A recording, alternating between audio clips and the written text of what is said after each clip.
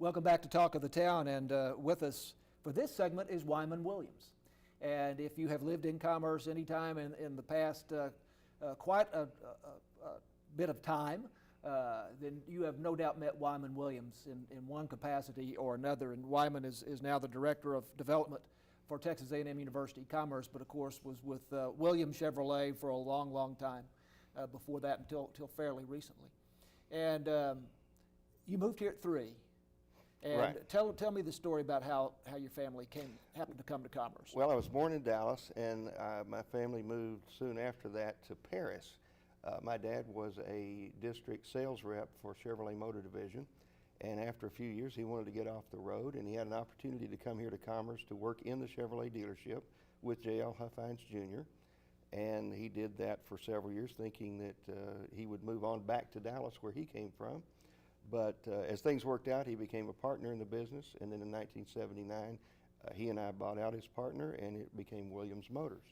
And it has been that until very recently, and it now has new owners. And Huffines, that's a major name in the Chevrolet business. There's still a Huffines Chevrolet in Dallas, isn't there? Yes, in North Texas, the Huffines are quite a name in the car business. They have a dealership in Plano, one in Louisville, which was the JL's father's business, and then they also have McKinney dealerships. So it's a big name in car business. Well, we'll come back to Chevrolet and the car business here in a minute or two, but tell me about growing up in Commerce. Well, growing up in Commerce was a real delight, and I had the opportunity to go all the way through public school here, and then I began college the 2 weeks after I graduated from Commerce High School, and completed that in 1969, and immediately went into the family business. So it's been a great opportunity to grow up in a small town with a good-sized university, and what advantage that is for a young person is that you get to meet a lot of people from all over the country and really all over the world without having to move. And that's been a pleasure. I had not thought of it that way, but you're right. They come to you. They do. They come, they go, and I follow them. Right. So I know a lot of people around the world. Right.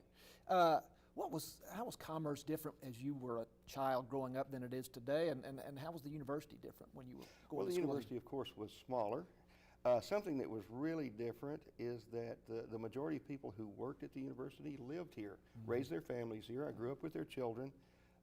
And that's different now. People are scattered and come here to work, so we don't have quite the community involvement and leadership from university employees that we once had.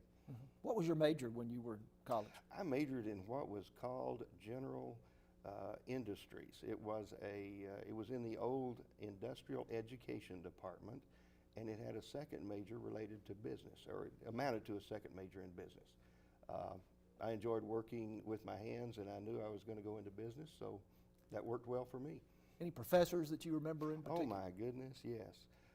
Leon Harney, of course, Welcome Wright was ending his career about that time as department head. Dale Truitt, James Ward. I don't know if you remember James. I do, actually. I had a class myself with him. Did you? Yes, what did I you take with him? It was mechanical of some type. It was I believe, lawnmower repair. Well, I was going to say, you had to fix small engines, or you turned a lathe and made a little jack. Yeah, it's lawnmower repair. Absolutely, I sure do. How did you and Harriet meet? Harriet and I met when we were in probably the 3rd grade. Really? Really. She had gone to a different elementary school from me, but we did meet because we lived close to each other. And we didn't date until we were in college. My goodness. So you knew her for 10, 12, 15 years, something like that? Oh, yeah. Really? I think there are a lot of small town stories like that, though. You know, Wyman? But well, she still puts up with me, thank right. goodness. Well, and maybe vice versa, but you're not going to say that, and I shouldn't. No, I didn't say that. Tell me about your kids. Well, I have 2 children, and that's another thing that a university town has offered, is a great place to bring children into the notion that education is very important, because the economy of this town is education. And we had the advantage of exposing them to things through the university throughout their time in public school that wouldn't happen in most small towns. So it's just a great place to raise a family.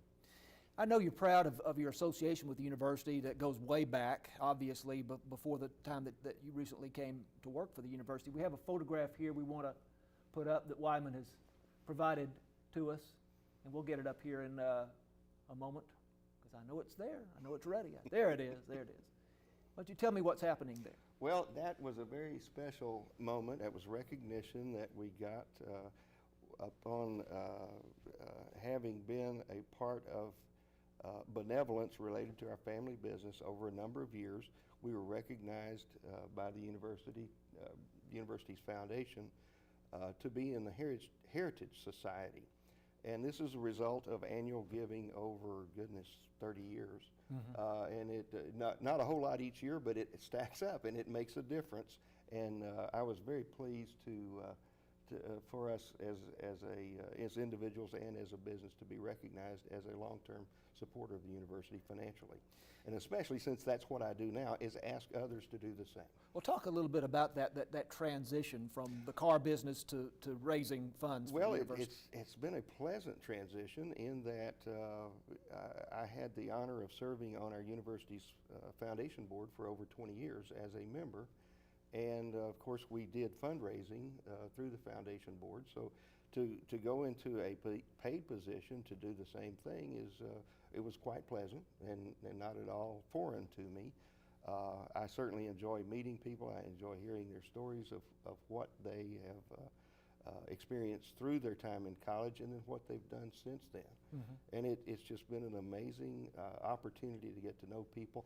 I've often said to my coworkers that there's no one that is alive who attended this school that I don't know someone they know, or someone who taught them, or someone's family of their instructors. And it's just been a pleasure reconnecting with people.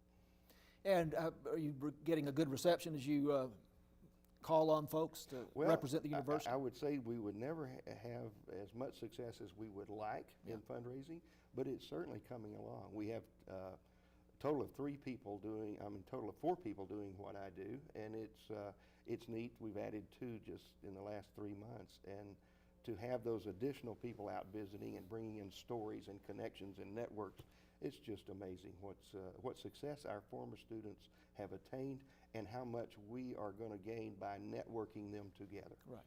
Do you miss the car business at all? The car business is always fascinating to me. Always, I will be a part of it. I still get phone calls from people who want advice, and I certainly don't mind that. Don't mind that at all, because that's what my life has been. Yeah. Well, Wyman, thanks for the few moments we've had here, and we are going to take another break, and we're going to bring Mary Hendricks back and have a conversation with her and Wyman together and wrap this thing up as we move forward on Talk of the Town. So stay tuned. We'll be right back.